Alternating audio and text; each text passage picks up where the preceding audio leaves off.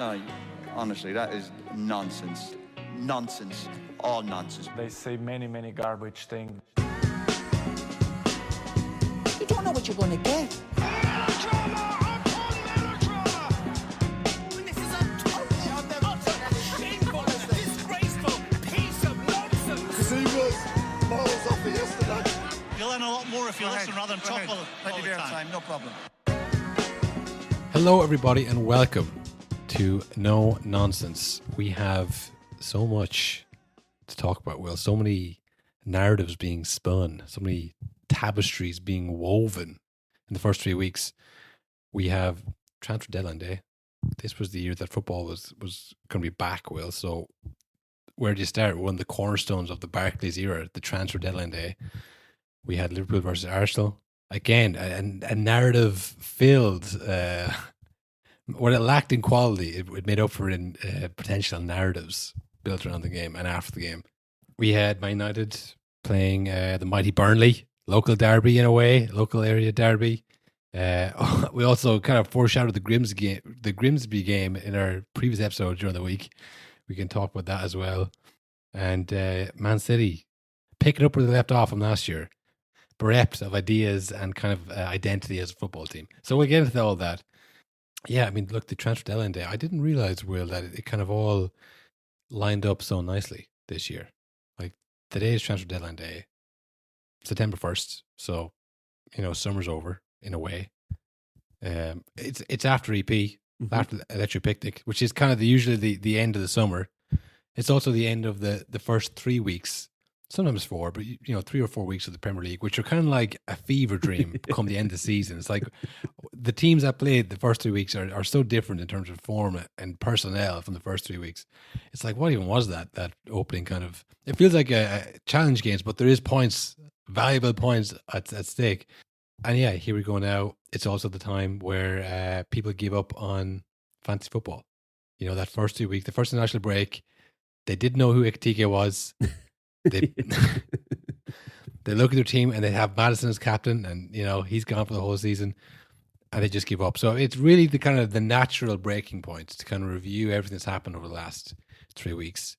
And yeah, as I said, best place to start: the transfers, the winners, the losers, who's overpaid, who's not bought in enough, who's been stranded at their clubs, which they've put up Instagram stories of and now can't leave. This is I have a doozy of a little segment here. Wish me luck, Cottle, because I have compiled every Premier League, here we go, in and out from Fabrizio Romano on deadline day.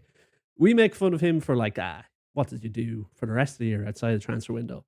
I'd say he's asleep, because this man has been posting and tweeting nonstop since literally midnight last night. That's when the Isaac story broke. So he's been flat out, and I've got them all nicely compiled here. Some he's given prices for, some he hasn't. Some he's given it in pounds, some he's given it in euros, but he has them all here. So I'm going to dive into them. Well, that's the exact information he gets from the source. Depending on the source, they give him the, you know, so he's just like, he's reporting exactly what he hears onto the tweet. No price? Okay, I didn't hear the price. It still goes up. It's all time sensitive. You can't wait around to find out what price is. Spare a thought, because these aren't just, you know, words going onto the internet. Every one of these has a well done kit swap Photoshop. So his team of graphic designers, hopefully it's a team and not just one guy, they've had a busy day today, because a lot of these are out of nowhere. Yeah. Unless they put every player in every kit at the start of the season, just in case. I was going to say something similar to that. I was going to say, you know, if I was the graphic designer, if I was the Photoshop guy, Fabrizio's Photoshop guy, assuming it's not himself, assuming it's not Fabrizio tweeting, posting, reporting, and Photoshopping. He's busy enough. Assuming he has some kind of outsourcing done here. You'd have like a board of like, okay, is it to Arsenal, you know, Gay to Liverpool, and you say, okay, right, so I can go ahead and Photoshop them in case. You know, I'd cross-reference with the transfer market percentage of transfers, of course. You know, I just to make sure, is it worth my while photoshopping this in? Xavi Simons felt like he came out of nowhere. I wouldn't say he had that one ready to go, but for the ones that have been kind of coming along, I'd have them in a file ready to go, and then the ones that Xavi Simons, that's when you jump on the tools. But because imagine, I was thinking this when I was going through all these. Imagine the stress of Fabrizio messages you, his graphic designer, and he goes, Jadon Sancho's gone to Aston Villa. Get the graphic up. I need to post it now. Like, fuck, I don't have a Jadon Sancho render ready. I need to... No one was looking at that one. I don't have that ready. I have to... But, like, if Ornstein beats him to it, I'd say it's hell to pay for a graphic designer guide, you know? Did Ornstein do the Photoshop as well? I don't think he does. No, he doesn't. But, like, the announcing. Fabrizio likes to have the graphic with the announcement, you know? He does. He's a pro. Yeah. And as we've seen, he does the videos as well. Yes, I'll play some of that here. Alexander Isak to Liverpool. Here we go, the biggest move of the summer transfer window, an historical Premier League record. So he does the post. So he does the reporting. He does the post. Instead of just writing the words, reporting what he hears with the image that either he himself does or somebody else is paged and said, he probably gets the here we go before anyone else. Think about that. He gets Xavi Simons telling him, here we go. And he's like, oh, fuck, here I go. Now I got to fucking find a suitable picture of Xavi Simons. Yeah, so I have the list here, so I'll fly through them. So here is every Premier League, here we go, from Fabrizio Romano on deadline day. Alexander Isak to Liverpool, £130 million. Matt O'Reilly from Brighton to Marseille on loan, no fee. Brian Brobbery to Sunderland, €20 million. Edison to Fenerbahce, €13 million. Anthony to Real Betis, €22 million plus 50% sell-on clause. Donnarumma to City, €30 million. Jadon That's Sancho. done. Yeah. Sorry, continue. Jadon Sancho to Aston Villa, loan with 80% of the salary covered. Johan Wissa from Brentford to Newcastle, £55 million. Sene Lamens to Man United, €21 million. Reece Nelson to Brentford from Arsenal, loan, no fee mentioned. Kolo Muani from PSG to Spurs, loan, no fee mentioned. That's a big one. That's a big one, folks. Harvey Elliott to Aston Villa, £35 million. Tyreek George from Chelsea to Fulham, £22 million. How do they do it? Kanji to Inter from Man City. Wait for this one, Cottle. €2 million loan with €15 million by obligation if Inter Milan win the Serie A and Akanji plays in over 50% of the games. Well, you're going to see Akanji being benched for like 6 games in a row at the end. Guarantee that. Nick Jackson to Bayern from Chelsea, loan with buy clause. Doesn't mention the fee here, but I did see somewhere else that this was for a higher fee than it originally was before Chelsea cancelled it yesterday. So I don't know how they've done that. Nick Jackson literally being human trafficked back and forth here. Mark Gahey from Palace to Liverpool, €35 million. Here we go. That has come out too early. That was we need the reverse here we go. We need a deal off. He hasn't put up the graphic yet. Are all these are confirmed? I know they're all here we go, but are they all true? Are they all confirmed? But I don't know. According to Fabrizio. But there you go. Like, he gets word, like Mark Gahey, he's probably going to Liverpool. It's looking good. He goes, get the graphic up. Yeah. And then, 2 hours later, Ornstein's putting out like that deal's off, and Fabrizio already has the graphic up. That's embarrassing. Yeah. So when does the sting operation happen where all the clubs get together? They all give him wrong information. Yeah, it's got to on come purpose soon. to ruin him. Yeah, and then he tweets like 10 in a row like that, like a mad one. It's got to come like Cole soon. Palmer to Real Madrid. Here we go, and then it's like what? And then he's like, yeah, no, it's true. I have it from the horse's mouth. And it's like, no. That was never ever happening. I don't know why he said that. Just ruin him. I feel that's going to happen. He's too on. He's got too many sources here. Yeah, the clubs can't like this. No, I mean, I will say it takes a lot of the fun out of things. It's good on deadline day because a lot of them are surprises, such as this one, Cottle. I didn't see this one coming. Ben Chilwell to Strasbourg. Doesn't mention a fee, but he says Ben is now free to join Strasbourg operation. I think Chelsea own Strasbourg, so I think they've literally just gave him over. It's like, we don't want to pay the wages anymore. You can take him. I think that's what's happened there. Can't imagine that's allowed. I thought he was on loan at Crystal Palace. That was where last year, I'm thinking, though. I thought it was on this year at Crystal Palace, though. That I'm just passing on the here we goes. This is third hand. Here we go. This is not good. This is where it gets murky. Chukwueze to Fulham from AC Milan, loan, no fee mentioned, and Kevin to Fulham from Shakhtar, €40 million. That is all the here we goes. What Kevin? To Fulham from Shakhtar. He's probably good. 40 million. He's a Brazilian. Kevin, like, first name Brazilian guy normally means baller. A hit or miss, I find. The Brazilians Oscar, in the Premier who League. else are we thinking? Fred. Anthony. It depends where you're at, doesn't it? They can be good, can be bad. Honestly, the ones that are just have been solid throughout the generations are the ones that end in Enio. Fair bet if it has Enio. If it has Enio, I mean Fernandinho, Torrandinho, two different players, but both very good. successful, very talented. So it's the single name one is like he's going to be a wild card. I'll tell you that much for free. But will he be effective? I don't know. So yeah, we had a lot happen today. I mean, honestly, for the first time probably in 5 or 6 years, it's actually been, like say, stuff happening that you weren't informed of 6 months ago. A lot of money flying around. The early optimism of the Premier League has lasted at least into deadline day, where people are really just, selling the farm and rolling the dice and just saying maybe this is the year we could do it. I mean, honestly, the one that stands out to me is Spurs buying Colin Mwani. Like, look, whatever you might think of Richardson, I was only here last week saying that you can't trust him. Maybe Thomas Frank was listening. It's like, he's right. I need to get somebody good. And then he went back and listened to my Colin Mwani podcast. I was like, oh, this guy sounds good. Yeah, that's true. Who else is replacing a Richarlison with Colin Mwani if not us? That must be where he's heard that. But like for Spurs, like you traditionally are very conservative to go, right, we have Dominic Solanke, we paid big money for last year. Richarlison, who isn't that too long at the club, and a striker who's in somewhat good form. To then buy another striker, like it's very on Tottenham, like. Yeah. I didn't see that kind of move coming for them.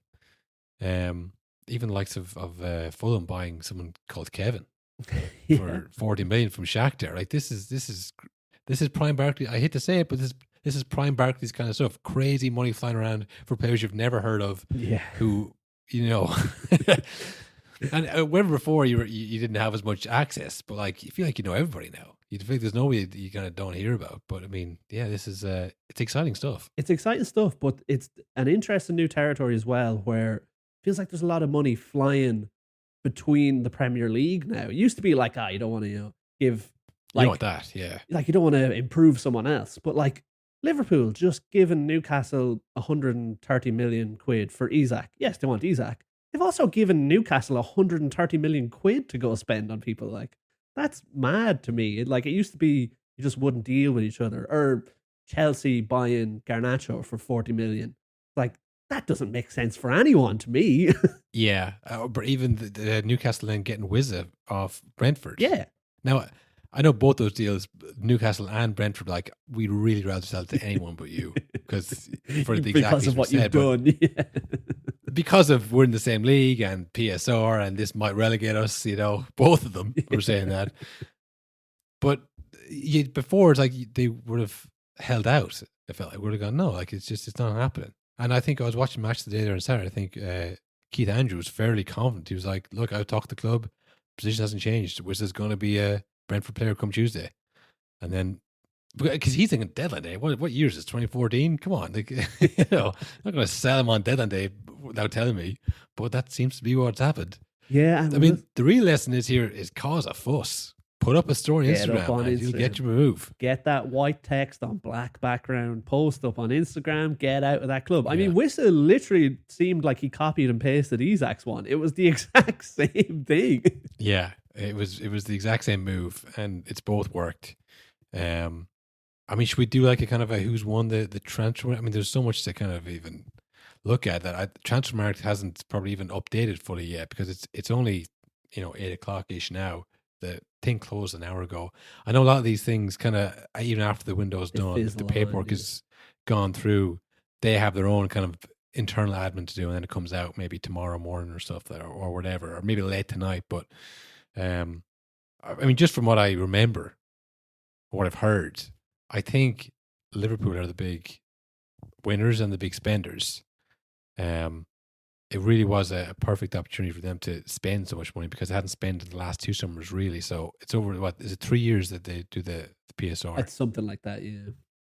It's over a number of years anyway, and they hadn't spent over the last couple of years. So this was the year to really kind of spend big and make sure they retain the title. Yeah. Which is smart because when you think of like obviously the one in 2020 and then, you know, another gap, you don't want to leave gaps if you can. You want to kind of consolidate when you have a good team. So they've really spent the money. From memory, they have Kirkes, they have Frimpong, Florian Wirtz, which was a British transfer fee, record fee, eclipsed by Isak, as well as Ekitike. Who else am I forgetting? Ooh, is that it did look like Mark Gahey up until right before we hit record. Yeah. I mean, I was watching and we'll get into it later on, but I mean, I did feel bad for Kanata. He was really giving it socks in that game. Because I think just before the game, they had a bid rejected for 35 million. So it's like, yeah, they're it's like seeing your own job on LinkedIn. Yeah. While you're at the club. It's like, oh, Jesus, man. So he was coming in at like 7 o'clock, making tea for everyone in the office. He was really like busting the gut there.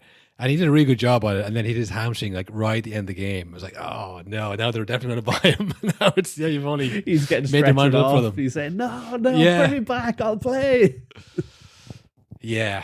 But that doesn't look like it's gone through for them. But they sold a couple as well. They sold Kwanzaa for 35 million.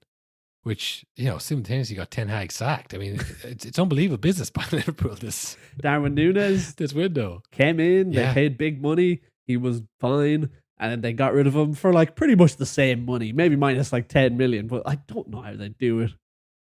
To the owners of Newcastle in a 4D chest. Like, how have they done that? Don't they know that they want Isaac? You know, it just, they've had an unbelievable window when you think about it. The only thing that's saying, they've got off to a pretty good start, but it's just how do you bed in all those players at the same time? And now it's to me, Will, I know maybe I'm getting ahead of myself here, but I just think that the Isak and Ekitike thing reminds me a lot of, you know, Mbappe and Vinicius. Yeah, it's like they do kind of play the same position ideally. You know, and again, in theory, it's like, oh, the two good players, sure, they can figure it out. It's like, well, you'd be surprised, you know, what you bring in a bit of ego and a bit of personal pride, and then scoring goals and all the rest of it. It might be a bit difficult, but for now, anyways, it looks like they've really done well. It's funny because like a lot of people are saying, just if you look at like the list of players they've bought and the amount they've spent and stuff, it is easy to be like, yep, they've easily won the window. But I was thinking about this earlier. It's like, it's funny because if you look back, like, is Kirkes going to be as good as Robertson? Is Frimpong going to be as good as Trent was? Is Wirtz, going to be worth the 120 million they paid for him? It's like, on paper, all these transfers, yes, all the sense in the world. But they've brought in so many players. For them all to go perfectly would be a serious feat, like, at any club. Yeah. No, I think it's just, you see it so many times when a club needs a right winger or a striker or a centre back, and then like 3 windows go by. It's like, we've bought another defensive midfielder. It's like, why? Yeah. I think if you're a Liverpool fan, I think, oh God, like maybe we need to get someone in place of Robertson, and then you do, and it's someone who's good. It's like, wow, that's really satisfying. Yeah, I think it's nice. even just that, Because like I said, you don't know why these things happen because you're not involved in the decision making process. But like when a club needs a player and they don't buy it for like consecutive windows, like, what are they doing up there? What's that transfer committee looking at? That they could see something different I can't. So, yeah, I think it's all in theory. It's the first 3 games, which you said, are kind of weird, not write-offs because there is points on the table and they have done well. But we'll see how it progresses going forward. And I think now that you have the international breaks, everyone separates. They're all going to come back in and going to meet Isak for the first time. While whatever, newspapers, clippings and stuff they've read in the meantime, and whatever they hear in between, they're going to have like an image of this guy in their head. Like, this guy's kind of a bit of a killer, you know. He's happy to kind of down tools. It's not going his way, you know. Before you even get to meet the man, you know, you're kind of thinking about this guy in your head. So yeah, look, it's all kind of up in the air. Like other years, you might say you could do a player here or here or here. I think they have pretty good cover all over the place. The other team, I guess, that spent a lot and again on paper has seemingly done well is Arsenal. Again, they needed a striker. They bought a striker. They needed a left winger. They got a left winger. They got more people in the middle for people who left. The defense is still solid. A lot of people's favourites for the title, but yeah, I mean, for somebody else to look at it, it looks pretty good. But I guess again, same thing. It just relies on how well they play. That's always the thing. But just from we needed a player in this position, they have done that, which you have to give them credit for that. Yeah, they filled all the holes that needed to be filled. But it's like, and now, like, it sounds silly because it does. It's like that is the hard part. Probably is getting these deals over the line. But it's like, but really, the hard part is now. Like, okay, now are they all good? Like, are they all going to play here? Well, it's if you're judging like the club or the transfer committee. Yeah, yeah. Now it's like down to the manager or the individual players. Are they, you know? But then it can go back like, well, he was never good. We should have bought him, you know. But like, there's a couple players that fans are like, oh, don't buy him. But for the most part, I think the Arsenal players that came in be like, yeah, look, hopefully this works. But you can't really blame the club for bringing them in. So, yeah, they've done pretty well. I mean, City, we were talking about them. They spent a lot of money. Well, again, it's early days, but they lost 2 of the first 3 games. It's like, oof, that's a lot of money for 3 points. And then you know they bought a new keeper. They started him, shipped Ederson out, got Donnarumma in, which as we've said is like very strange behavior from Pep and City. I saw as well as I was going through Fabrizio's Instagram. He didn't have a here we go, but he had a picture, which I mustn't have gone through after now that deadline's passed. City were trying to sell Gundogan to Galatasaray, and they were like, yep, City have accepted. It's up to Gundogan now. It's like, they only just got him back, though. And it's like they got rid of Akanji. He's not there that long, and he was fine. So it's just strange. Like, they're not really operating like they were before. It was like just foolproof. Everything was perfect. Now they seem a bit kind of like wild in the transfer market. Like they're just, fuck, we need a new centre back. Oh, get rid of that one. Get this one in. It's just very strange all around. Yeah, it feels like they're scrambling a little bit. Yeah. You know, like if you didn't, like, you know, before you would have felt like they were tracking a player for a couple of years. Like something like Trafford, you know, did they watch all his games? Was someone given the job to watch all his games and decide, or did they just think, yeah, he's pretty good? Yeah, he'll watch most of the games. You know, and then they bring him in. It's like, oh, he's not good enough. Who brought him? Because, like, with the goalies, like I said, they're getting Donnarumma in. They got Trafford in. Like we said, I think we said it last week. The whole thing used to be whatever about you being in goal. What do you like on your feet? Can you play in midfield? Can you do all this? Yeah. Like, I don't think either of these guys can, but I don't think Pep has changed his whole system either. So it's just weird. Yeah. Like, surely there's a fancy goalkeeper out there that's like the new Ederson. There's got to be. It does feel a bit disjointed, more so than it was before. They spent a lot of money, but you kind of feel like, are any of these people, are any of these guys Pep players? Is this part of Pep's kind of image for the new team? Is he bothered about a new team? Yeah. You know, we'll get into Pep later on, but yeah, the whole thing does seem a bit kind of uncharacteristic for them. So yeah, I don't feel like we're close to like giving teams ratings, which I never really get because like, Yeah.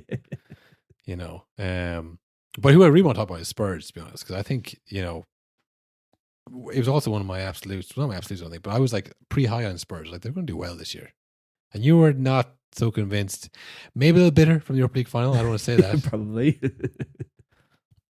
But look, with the addition of Cole Mwani to the side, now we're cooking with gas here. Come on, Cole Mwani. I can't wait to see Cole Mwani week to week. Yeah, just like when Ugarte came. It's exciting times. I mean, surely the core of that PSG team we were so high on are now all gone and instantly replaced, and they're better than they've ever been.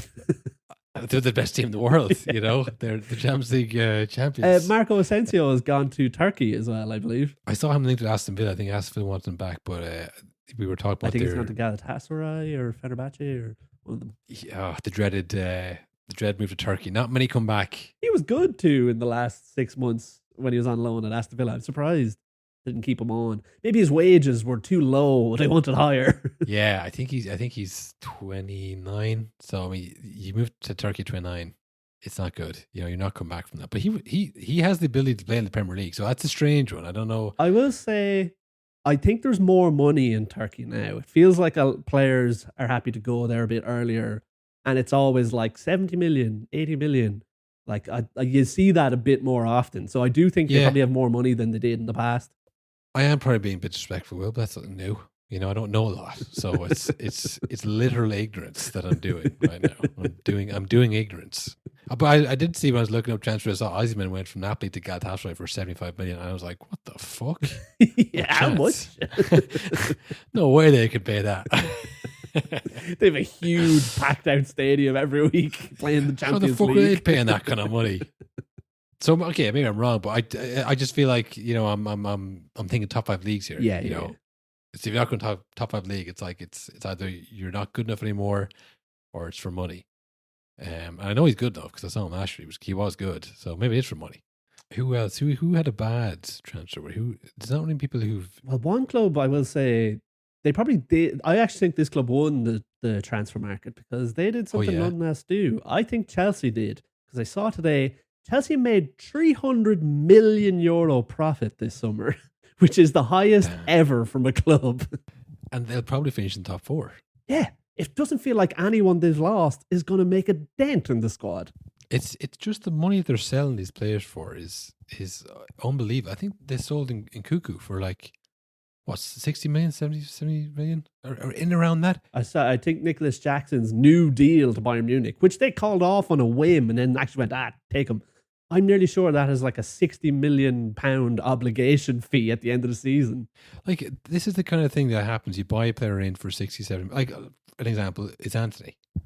You know, he comes in for big money, doesn't do well, and you go, okay, right, you got to cut your losses. That's where the phrase comes from. You go, look, we just got to get something for him, take the hit, get the wage off the books. Instead, you know, Chelsea bring in these players who, you know, do badly or are injured and don't play, which is even worse because like this guy can't even get on the pitch, and then they manage to sell them on for like the same money, if not profit. I just don't know how they're doing this. I don't know why people are so happy to pay big money for players that Chelsea don't want. Because it's not like it's so strange. You know, they're not like when they lost Hazard to Real Madrid. Like, these are players who they don't want to play. They're giving to someone else. Like, please take this off our hand, but for no less than 80 million. And the clubs go, yes, great. And it's a Jackson and a Cuckoo. Yeah. Do you know what I mean? It's like, what? Like, you're not even getting, like, you're not tricking anybody. It's like, I don't understand this. Maybe it's the Chelsea loan system from back in the day. They or maybe still they feel like if they keep a good relationship with Chelsea, they'll get loanees when they need them. I don't know, but yeah, from that point of view, still having a pretty strong team and making unbelievable money in the transfer, like as a side hustle, like making 300 million. Who needs to win a trophy when you make 300 million in the transfer window? By the way, they made 300 million profit. They also bought a good few players. Like, they spent 40 million on Garnacho. I think they spent whatever it was, 50 or 60 million on João Pedro. Like, they spent loads as well. But they just make it's a machine. Like, it can't be stopped. And we all laughed and had all those players, but they were assets. They were just like, you know, making money by having those players. Like, this is all 70 million, 80 million, 60 million, 50 million. And we were like, sure, none of these guys are going to play. But that's how it usually works. You get these players in, they don't play. You have to sell them on for like a cut rate price. Not Chelsea. They get to just sell them on for more than they bought them for. It's very impressive. I don't know how they're doing it. I don't know enough to tell you how they're doing it. But yeah, I mean, to be fair, yeah, you're right. Chelsea probably won the transfer window in the essence of the actual buying and selling of players. They've done the best. Yeah, I think so. I think another team who it looked promising maybe at the start, but it fizzled out is, I think, Man United, who have gone. They've ended the deadline day today. They got a keeper in. They got a young keeper from the Belgian league in, which I will say it must feel pretty shit to be Onana or Bayindir. And like, when do you see a club buy a third goalkeeper because the other two guys who are totally fit and healthy was just, they're so crap. It's never going to work. We're not even going to sell them. We just need another guy in. Just need someone else to throw in the goal. You know, they've totally lost hope with Onana. I mean, I did say after that. I mean, we'll talk about it as well. Of course, the Grimsby game where they were said, "Hey, what about Onana? He threw 2 in, and then it was bad in the penalties." And he said, "Look, when you lose to Grimsby, it's not the goalie's fault." And then, although we are buying another goalkeeper, we need a new goalie right now. That said, he did also play badly. We're going to buy a new goalie, whoever we can get. Yeah, I don't know. There's a lot of hype around Cunha and Bueno. And I mean, like, hype as in, like, you know, this is going to transform Man United. But when they were just like, you know, no respect. But yeah, it's a player from Wolves and a player from Brentford that no one else was really in for. Yeah. You know, Sesko people were in for. And for whatever reason, he hasn't started a game yet, which mental. I don't know what's going on. But yeah, I guess the midfield, they probably do need someone better than Ugarte, unfortunately for me, you know. And I'll tell you right now, what Amarim says every day, he gets the train, he goes, Kobe Mainu, it's not you, mate. You are not playing in this team as long as I'm here for some reason. Yeah. I guess I think we've talked about this before. Like, what do you want the manager to do? Do you want him to implement his style of play, his system, or do you want him to just, you know, manage the players that you give him? You know, and you have to pick which one it is, because if you say, "Oh no, we're buying him in because he's really good at this club, he plays a certain way," and then you don't, you know, buy him the players that he wants, they kind of have to give him control. Like if you want the club to be like this, we'll do this way, or you say, "Listen, this is how it works. We have players and you manage them. Can you do that?" You know, so when you get kind of the mix of two, where you're just buying players for a guy who only wants to play with specific ones, you know, there's a disconnect there, and you end up losing to fucking Grimsby on penalties. I think that's basically what happens. You know, now I know Manu was there beforehand, so that's not really the case. But you know, I just feel like he has a very specific way of playing, and unless you're going to say, right, we'll sell all the players you don't want and buy all the players you want in, it really doesn't work, because he's very kind of, we saw him with the magnets. You know, you have to play his style of football. That's the only way he wants to do it. So. Yeah, I don't know how it's going to end up. You know, how many more transfer windows is there going to be until you have all players that he wants? I don't know. Yeah, and that is the thing as well. I think because it feels like players are more expensive than ever now, obviously. It's like the cost of getting a system guy in and then bending the team to his system, like get everyone out, get everyone in, that probably costs a lot more than it used to. And it's probably a lot more challenging to do. Because like we saw with Brentford, clubs aren't really going to get rolled over anymore like they used to. They're just going to be like, no, it's 60 million or you can fuck off. Like, we'll just, like, someone else will buy him. So, I don't know. It feels like they just got Amarim in just too late. They just missed the system boat.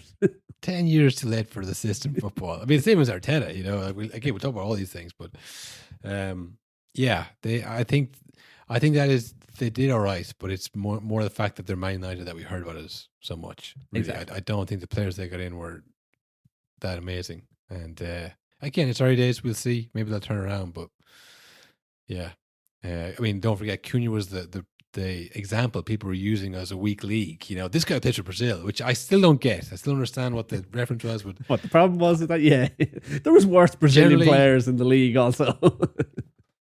But also, it would mean that, you know, Brazil are bad, not that the league is bad. You know, it doesn't make, you know, whatever. It doesn't.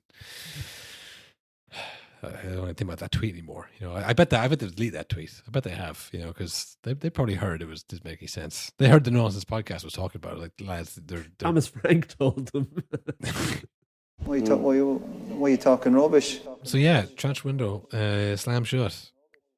Like I say, pretty impressive stuff from all the clubs. This does feel like kind of a big opportunity for most people, or at least the big clubs are taking as a big opportunity. And as we said, after the first 2 weeks, City are still bad. Liverpool are not amazing. Arsenal are not amazing. You could really get up to that Champions League spot. You could win the league. There's a lot of clubs who are still in it. So, yeah, I think it's going to be a continued exciting season, at least for the next period, till the next international break. Up to Christmas, I think we were going to have an exciting league. That's all we could say, is for sure. Notwithstanding the game of the weekend, which was Liverpool and Arsenal, which, I don't know, there's a lot of reaction to this, Will, right? A lot of reaction to this.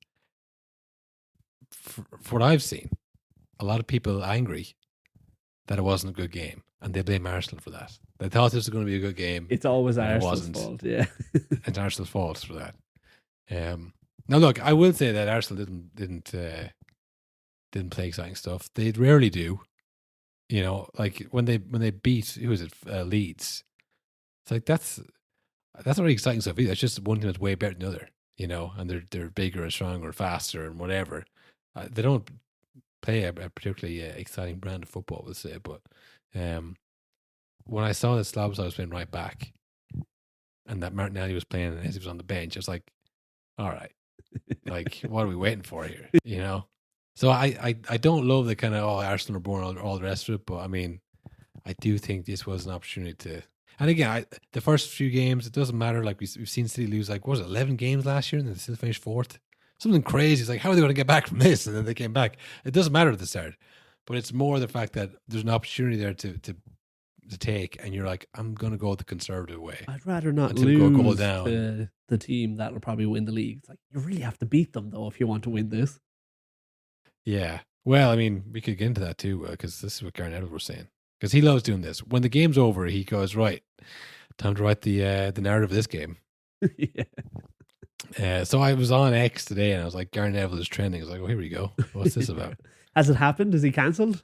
Because he was saying that same thing. He was like, look, you want to win the league, you have to beat Liverpool in Anfield. Not true, also. You can win the other... Like, technically not true at all. You can win 37 games. Well, it's one of those things where it's like, did he mean like matter of fact, or was he kind of saying, you know, spiritually, you got to be able to beat the top teams? Yeah. You know, you have to beat their Liverpool in their Anfield of that season. So yeah, I mean, he could probably defend that, but like, well, I didn't, mean that exactly, because obviously the Arsenal fans, you're 1-0 down, you're watching this game, and then like Gary Neville starts talking just out his arse, which drove people to the internet to complain, but also to fact check. Same old, said Gary Neville. And saying, fuck off, Gary Neville, honestly. Our record in big games is brilliant and definitely isn't our problem or the reason we haven't won the league. People are just freaking out. He also said, like I said, you have to go to Liverpool and win if you want to win the league. So someone had quoted that and said, well, actually, since 2000, 25 times the team who's won the league has gone to the previous winner home ground. Do you know how many times they've won in that home ground, Will? Of the 25 times since 2000? I'm going to say, judging by this person's tone in their tweet, I'm going to say like 4. 5. Wow, it's close. So 5 times out of 25, they've gone to the champions' home and won. But every other time, they've lost or not won and still won the league. Yeah. I don't know. I think it's that kind of spiritually, like, I think these guys don't have the ball, but I'm going to try to say it in a kind of a more roundabout way. I also think it's Gary Neville's kind of memory of like, we used to always beat Liverpool in Anfield, which they did or not, it doesn't really matter. But Liverpool were never as good as they are now. Exactly. But we always say this as well, that Man United Liverpool is always a still big game. So he always, when he went there and won, even though they were better than them, he felt like that was a big game. We need to win that one. I think it's a bit of that. He also doesn't rate Arsenal. I also was forced to watch the entirety of that game and commentate on it, which was pretty boring to watch. So I mean, he does, like we've said it before and we've joked about it. They do have they've got to get some clips. You've got to say something, Gary. We've got a lot of time left to fill. As like we said after the first game of the season, you're on air for the next 5 hours for some reason once the game ends. So you better say something. There was an incredible clip. I don't know what station it was on, but Schmeichel was doing commentary after the game or punditry after the game. So he never wanted Liverpool to win a game more than this game because Arsenal were so boring and so bad to watch. And I think it goes back to that City game that they went to City and drew. Arsenal were leading the league and it was like, unexpected. They had to go to City. And in my view, Will, everyone's like, okay, right, here we go. Now they'll go to City, they'll be humbled, they'll crumble, they'll fall away, they won't win the league. City can win the league, which means no one wins the league. We don't have to worry about it. And Arsenal went and said, okay, we're not as good as City. So if we can't win, don't lose. They shut it down. And everyone said, well, you can't not play the game. That's not fair. Yeah. You can't do that. And everyone was denied their hate watch. And everyone's like, oh, fuck this team. You can't just not, you meant to lose that game. We don't want to laugh at you. That's not fair. That's what happens in my head, Will. As it is, since then, they've kind of doubled down and gone like, we're going to get even bigger players and get even better set pieces and have this kind of like, we're a bad team to play against and we're going to be hard to beat, which is like probably necessary after the 2010s Arsenal, which were just so easy to beat. And we're so bad at set pieces. There need to be kind of a swing back, but they've really turned the public against them because they're just not a good team to watch, I guess. And the worst thing is they have good players, Yeah. But I think that's what it is as well. I think it's just so anti. Now, not City. Like, City have been quite boring a lot of the time when, like, stomping the league. But they did have, like, Kevin De Bruyne and they had, like, magic at times and they'd be boring, but they'd score 5 goals in a game. They'd tap their way into 5 goals. Whereas, like I said, it's so anti, like, say, Liverpool to try win the league, but doing it through, like, set pieces and time wasting and long throws and stuff. It's just like, you're not allowed though. Like you can't be doing that. That's reserved for the shite teams that we all hate. You know what I mean? Yeah, I mean the best thing for City was Klopp's Liverpool, that they didn't. They put them such pressure that they had to kind of like, okay, we're not going to be able to pass these guys in submission. They're too fit. They're too disciplined. We're going to have to actually go toe to toe. They had some unbelievable games. Yeah, but like everyone else, they just kept the ball away from them. And then they would hammer like West Ham a couple of times. I remember they beat Burnley like 5-0. I was like, oh, this is a great team to watch. But like, it was mainly the Liverpool games, the big games, that they and Klopp, like, great manager and a great vibes guy and did wonders for Liverpool. But like, he wasn't kind of he kind of had the one pace a lot of the time. Go, yeah. And that's why a lot of his players kept getting hamstring injuries. And that's why he bought someone like Darren Nunez. He's like, this guy's great. I mean, there's the great story that's coming out recently of when they bought Mo Salah. He was like, I want to buy Julian Brandt. That was what he wanted, but the kind of transfer committee went against him. So, like, he didn't have the kind of the best, and it's obviously hindsight. It's 2020, all the rest. I'm not trying to, rag on Klopp here, but I just think those games gave City this kind of idea of they were an exciting team to watch and they had great players. But like I say, Arsenal hammered the Leeds. They hammered the Leeds 5-0. They had like 3 games against Klopp's Liverpool. It'd be a different thing altogether. It was because when they play City, who are the second best team, they kind of shut them down. They go against Liverpool and they go, well, these guys are better than us. We're going to shut them down. They get this kind of tag as a boring team. But I guess it's the same stuff as Arteta or Pep played at City, but it's just been branded Arteta ball. Yeah. I think it really just does come down to the set piece thing, really, more than anything. Yeah, a lot of the set pieces, yeah. It feels like cheating. It's not. Any team can do this if they want. Get really good at scoring from corners. You can do that if you want. But it's just like all the other teams are like, no, that's too boring. It's like, you are allowed to do that though. But I do feel like that's where a lot of the hate comes from, is that it's just like, that seems like it's against the Premier League way to be like, you're not supposed to just get really good at your one thing and do that every time. You gotta like have a bit of everything, a bit of flair, but you don't really. Well, you don't, but I mean, it's like the teams that have done this before, I can think of anyways. There's probably more. Stoke, obviously, famously were like this, but that was Stoke. Like, what else do you want them to do? They didn't have the money that Arsenal have. They didn't have the stadium that they had. Like, this is what they had to do to kind of survive in the league. They never finished above 10th didn't finish above 10th under Pulis. Like if Pulis had hundreds of millions to spend, it would be this Arsenal side. That's that's what you think we would do. So no one wants to see that, But like when you don't have the money, it's like, okay, that's fine. The other team is Portsmouth when they had that massive team and they won the FA Cup that time.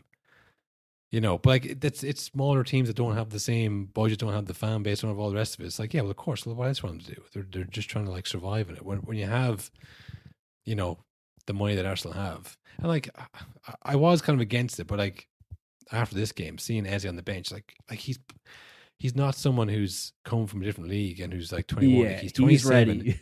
Yeah. He played last week for Palace.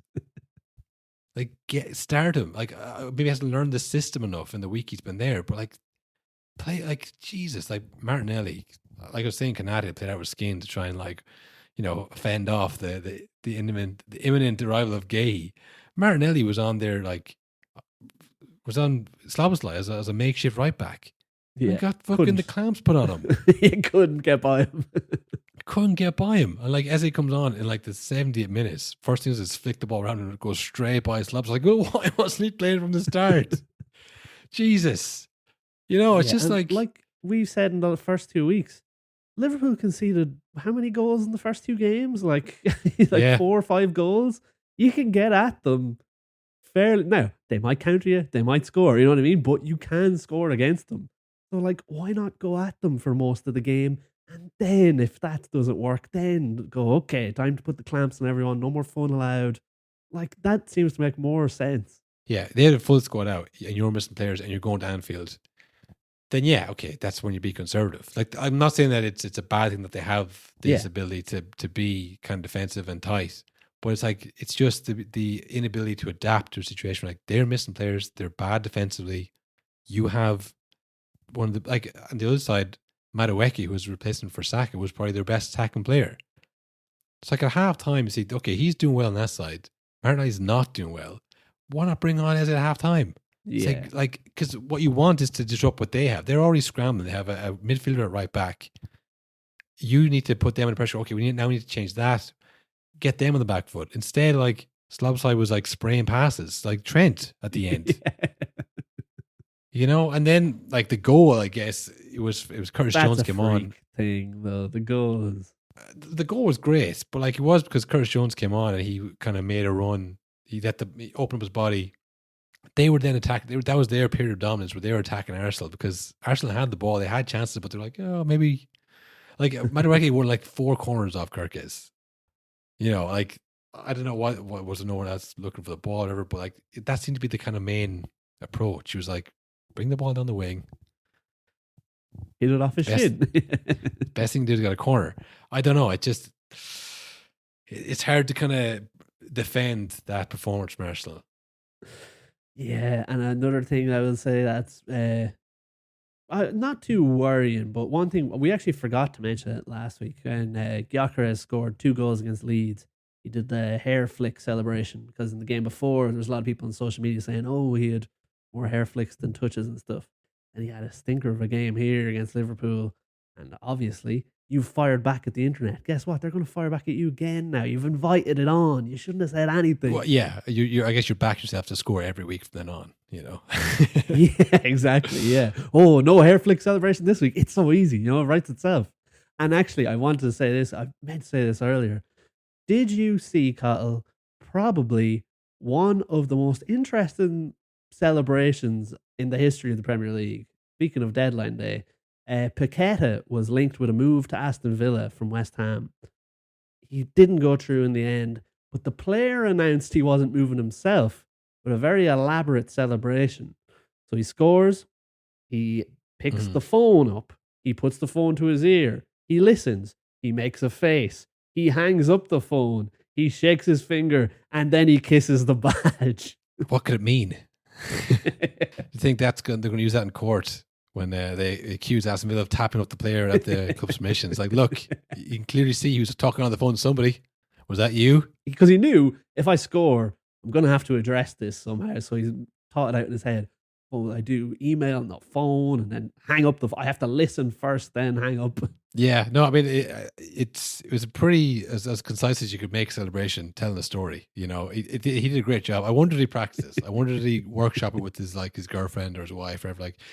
So, phone, email, lose the email. You're saying, okay. Well, I just think that, like, because a lot of it's done online now. I mean, there's not a lot of phone calls really. It's emails mainly, but I'll keep the phone in.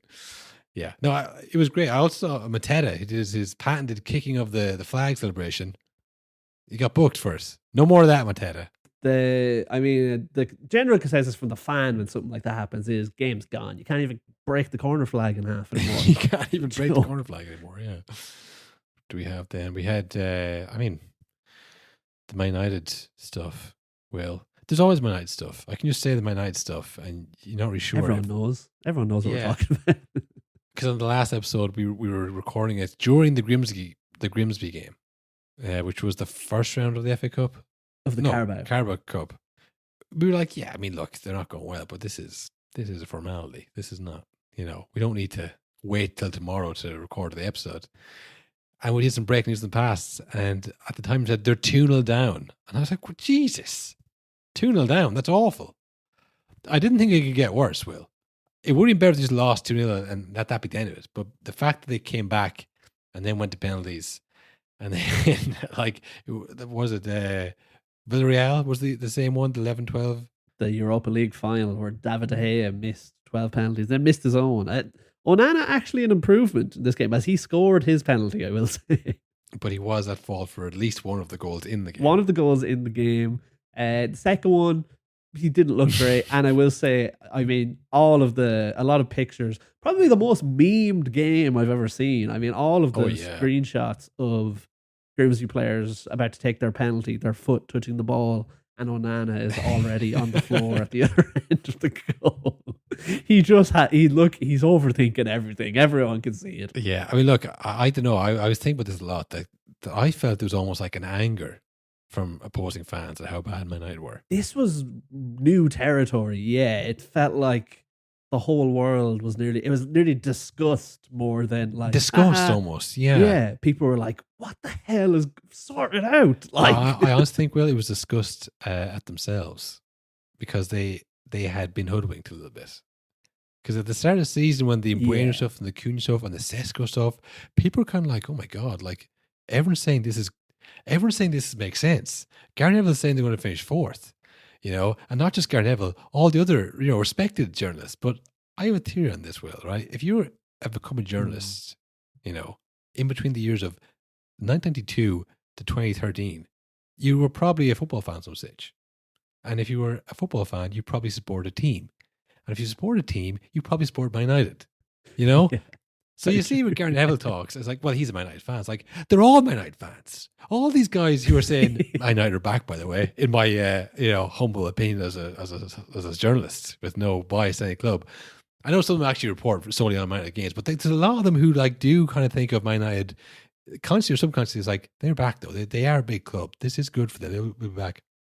I think people were watching the whole summer like, Man United are doing well, and Cameron is the guy. He's so handsome and he's got great hair and these are great signings.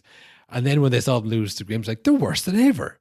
I can't believe I believed that. I can't believe I thought that like Cunha was going to be the answer to this. It's interesting as well because it wasn't just like the media and rival fans. I think it was like all Man United fans also. It's like coming out of a coma or just bolting awake in the middle of the night where it's like, how many games have we lost under Amarim? What's going on? You know what I mean? It's like, oh my God, we've been worse than ever for ages. Well, I still say the Arsenal, they lost 1-0 to Arsenal, and I've never seen that before. They won by losing 1-0. It felt like that was a win. It really did feel like that. I think everyone was kind of like, maybe I'm going insane here, because I felt that kind of both teams were bad and one team was slightly worse, but Man United seem to think that's proof that the system works somehow. And then, no one kind of really challenged this. A little bit, but people were kind of cautious, like, fuck, maybe they are better than they were last year. And then they go to Grimsby, and it's just like, it's everything. It's a League Two side.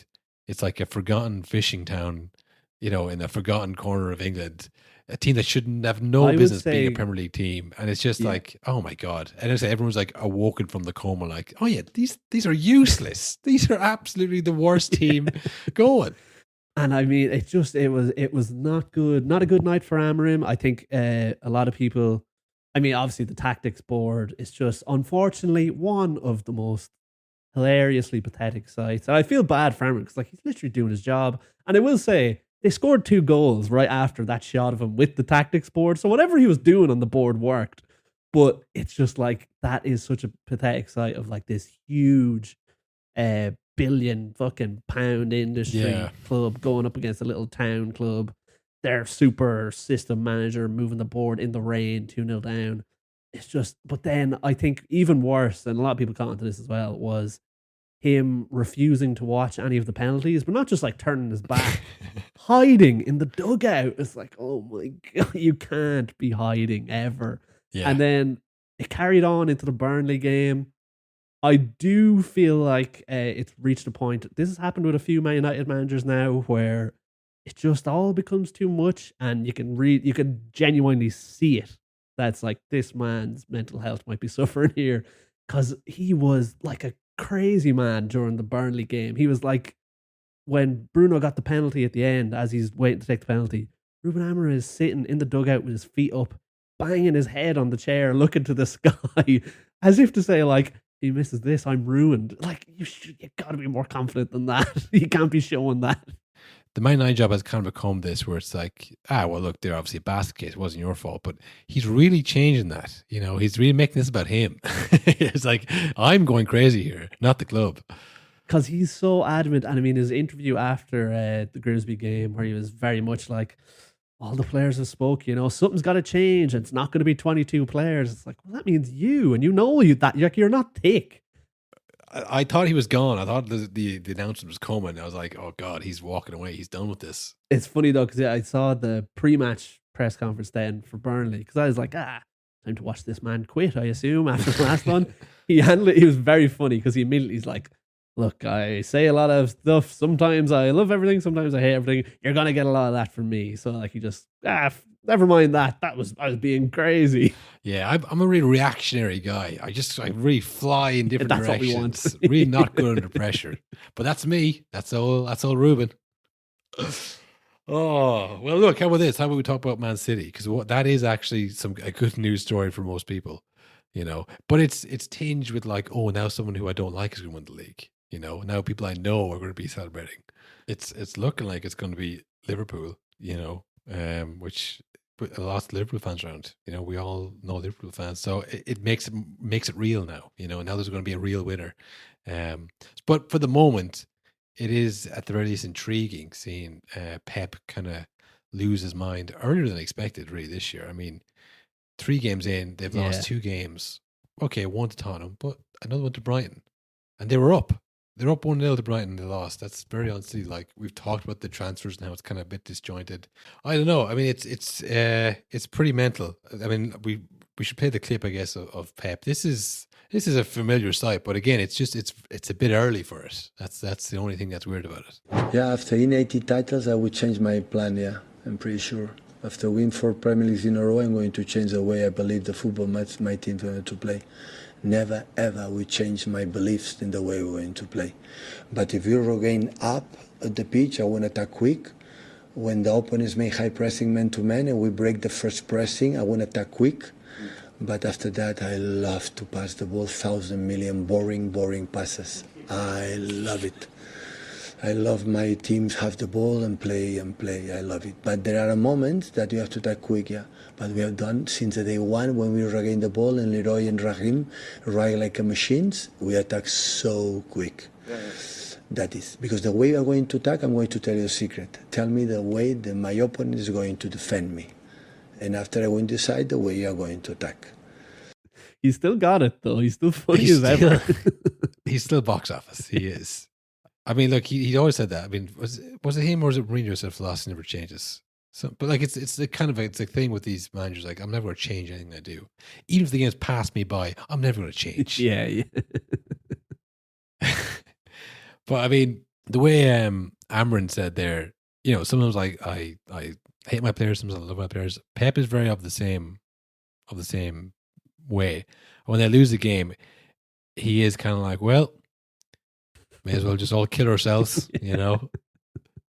That it's forget the whole thing. It's all a mess. I'm never going to recover from this. And then when they win, it's like, great team, by the way. They really played their hearts out. You know, he becomes all smug and arrogant, all the rest of it. So he switches wildly, but this kind of like knowingly kind of making fun of people for making fun of him.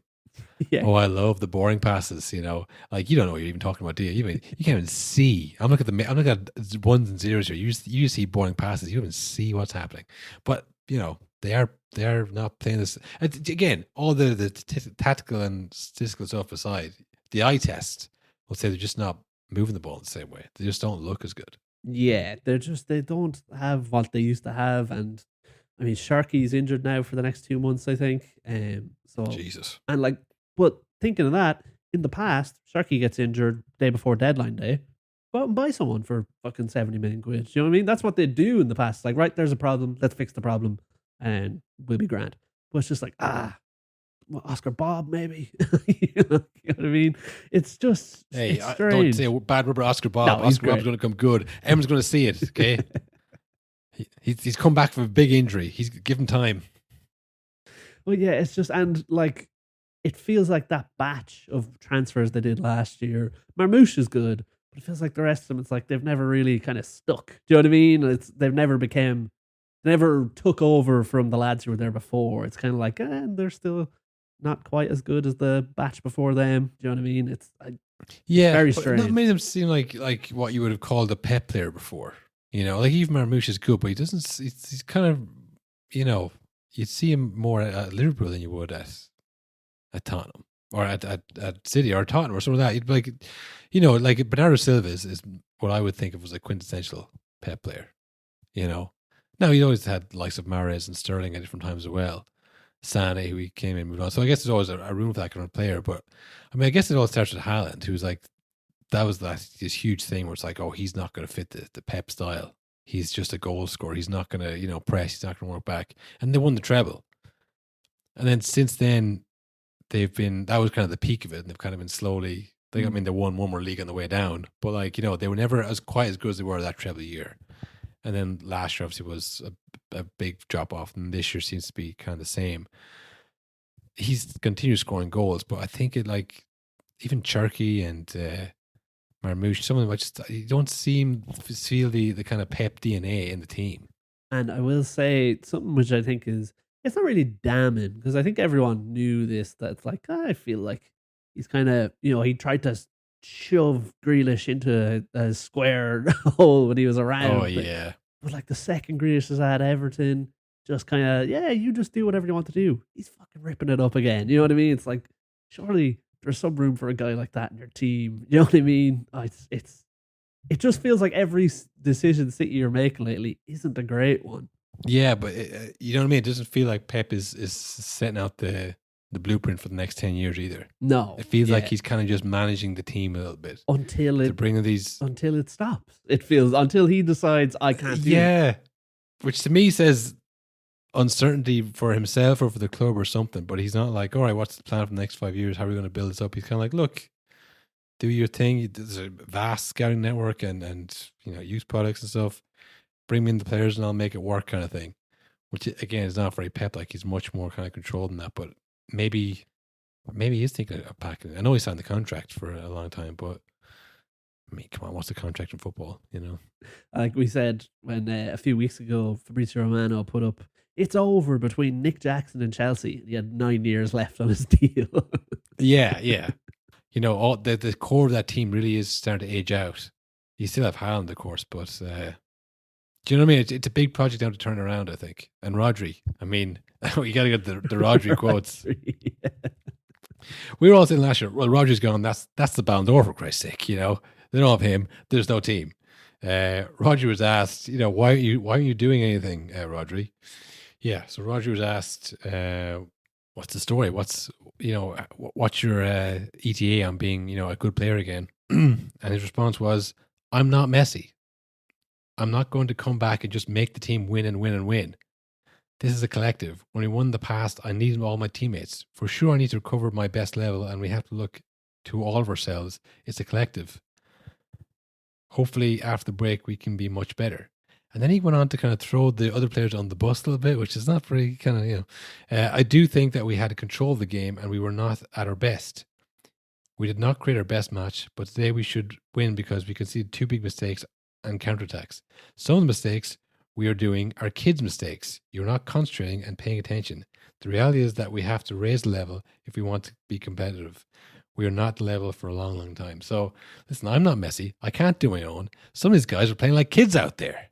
But it does kind of point to like, it's falling apart a bit, you know. You're literally saying, listen, I can't do my own out here. Which if you're someone else going, all right, didn't think it was all up to you, mate. You know, I'm doing my best as well. Yeah. And then they read on, they go, kids' mistakes. Who is this guy? Who's this guy think he is, you know? He's not Messi, that's for sure. Yeah, I've told him that to his face. I do think as well, I wonder, is that something maybe Rodri's been hearing from Pep on the training ground? It's like, just be more like Messi. Be more like Messi. But you mentioned Jack Grealish there, Will. He's got 3 assists or 4 assists for Everton in the first 3 games. I think he got 2 assists in the last 2 seasons in the league for Chelsea. So he's quadrupled his or doubled his assist count already. I have an absolute about Jack Grealish. I know we're going a long time, but bear with me for this very specific absolute. This is the big finale. I think Jack Grealish is going to have his best season in terms of goal contributions. You know, certainly since he joined City, maybe ever. But his body's going to give up on him. He won't be used to all the games. And just before the end of the season, hamstring injury, 4 to 6 weeks. Oh no, you know, will Jack make the plane? Wow, maybe the most specific absolute in pod history. Well, it keeps going. It keeps going. Thomas Tuchel, I'm gonna write this down. obviously not English, you know, not an emotional man, not a sentimental man. He's thinking, look, if you're not fit, I can't bring you. And everyone's like, oh, will he make it? So he's out for like 4 to 6 weeks, but he comes back for like the second to last game. He comes on as a sub. It doesn't look great. Comes on the last game. Plays all right. Doesn't do anything. Everyone's thinking maybe this will get him on the plane, but Tuchel isn't in the stadium. He's in the Emirates. He's watching Max Dowman, who he eventually brings instead. And people are like, this guy's 16. And it's that kind of thing of, you know, Jack Grealish is the past, this guy's the future. You know, and it's going to be one of those agonizingly, you know, this is his last chance to go to a World Cup, and it's not going to work out, despite having a great season. But it's that injury from the body not being able for it. Wow, put it on the very long board. That's a big one. I'm telling you, I can see it happening. It's a great start for him, but it's going to end in tragedy. No, honestly, that is nonsense. Nonsense. All nonsense. They say many garbage things. You don't know what you're going to get. Drama